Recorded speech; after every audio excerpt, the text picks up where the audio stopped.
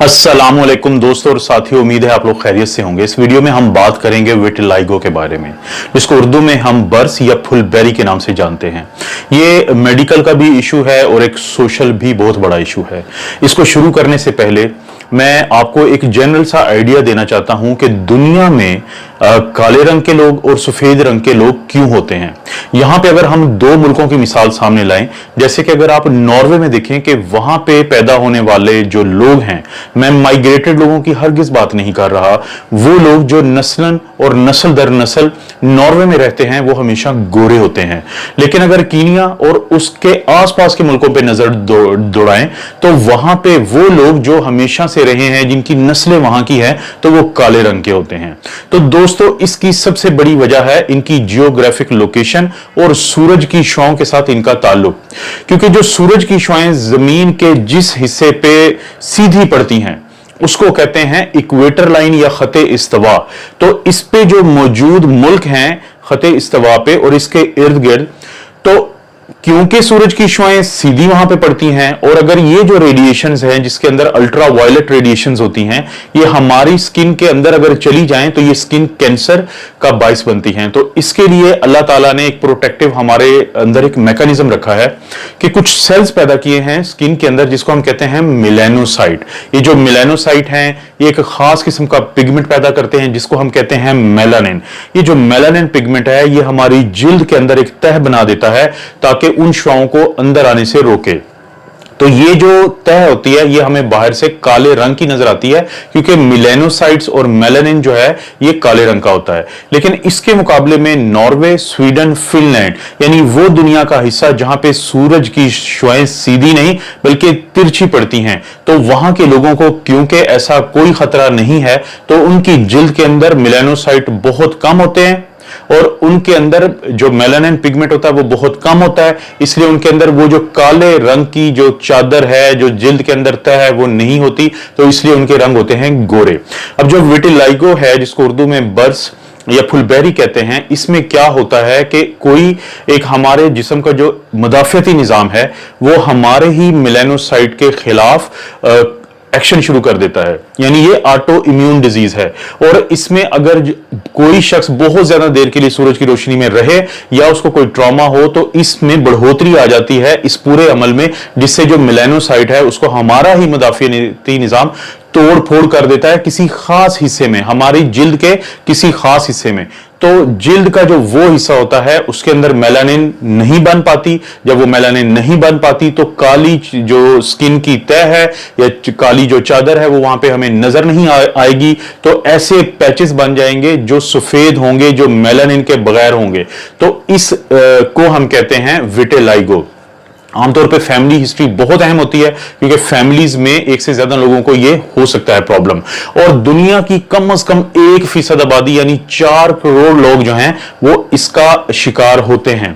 जो विटिलाइगो है ये किसी एक छोटे से एरिया पे भी हो सकती है जिसको हम कहते हैं फोकल विटिलाइगो, और बाज़ औक़ात ये जो जिस्म है हमारा बॉडी है इसकी किसी एक साइड पे हो सकती है जिसको हम कहते हैं सेगमेंटल विटिलाइगो। और कुछ लोगों में ये पूरे जिस्म के मुख्तलिफ हिस्सों में होती है, जैसे हाथों में दोनों तरफ, कलाइयों में यानी रिस्ट में, फुट पे यानी पांव पे, नीज पे यानी कि जो घुटने हैं वहां पे, और इसके अलावा हमारे फेस पे हो सकती है, हमारे जो सर के बाल हैं या जो फर्ज करें दाढ़ी के बाल हैं या आंखों की ये जो आई लैशेस और आईब्रोज, यहां पे भी डीप पिगमेंटेशन यानी व्हाइटनिंग हो सकती है।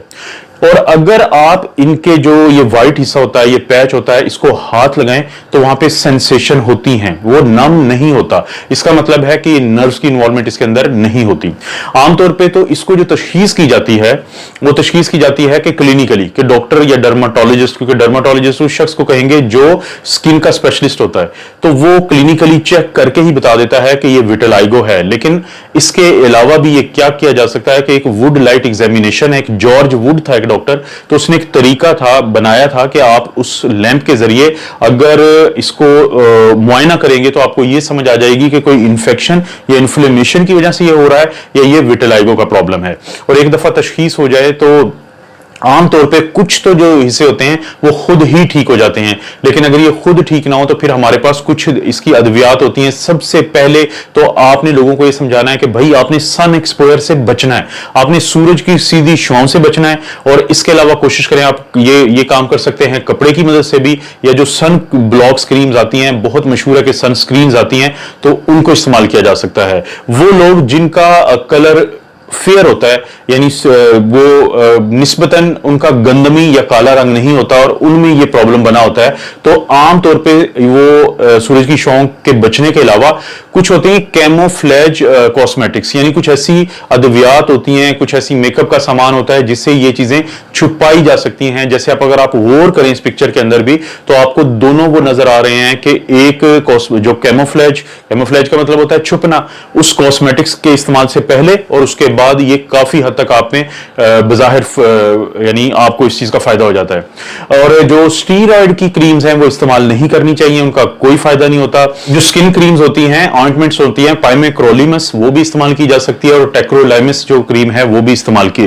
लोगों में एक और तरीका इलाज है विटिलिगो का, और वो ये है कि अल्ट्रावायलेट जो रेडिएशंस होते हैं, बाज़ औक़ात होती है narrow band ultraviolet B radiation, और बाज में होती है PUVA यानी ज़ोरालिन अल्ट्रावायलेट ए रेडिएशंस जो हैं वो इस्तेमाल की जाती हैं इन मरीजों को ठीक करने के लिए।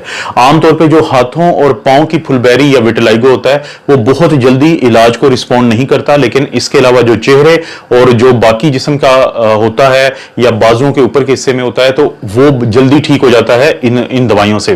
लेकिन अगर इसके बावजूद भी फर्क ना पड़े तो फिर उसके बाद एक सर्जिकल ऑप्शन है कि आप ये जो मेलानोसाइट होते हैं, यानी वो शख्स जिसको ये प्रॉब्लम है उसके ही जिस्म के किसी और हिस्से से मेलानो जो साइट हैं उनको हार्वेस्ट किया जाता है, और फिर उसके जो मुतासरा हिस्से हैं, मुतासरा पैचेस हैं, वहां पे लगा दिया जाता है। आमतौर पे ये जो सेगमेंटल विटिलिगो है उसके लिए बहुत कार आमद चीज है, और आहिस्ता आहिस्ता इन तमाम जो इलाज है इससे बेहतरी आ सकती है। तो मुझे उम्मीद है आपको किसी हद तक बेसिक आइडिया हुआ होगा कि विटिलिगो, बर्स या फुलबेरी क्या है, क्या इसमें अलामात कैसी आती हैं और किस तरह इसकी तशखीस करते हैं और क्या इसका इलाज है। आप अपना और अपनी फैमिली का ख्याल रखें। अल्लाह ताला आपको और आपकी फैमिली को हर किस्म की बुराई, बीमारी और आजमाइश से महफूज रखे।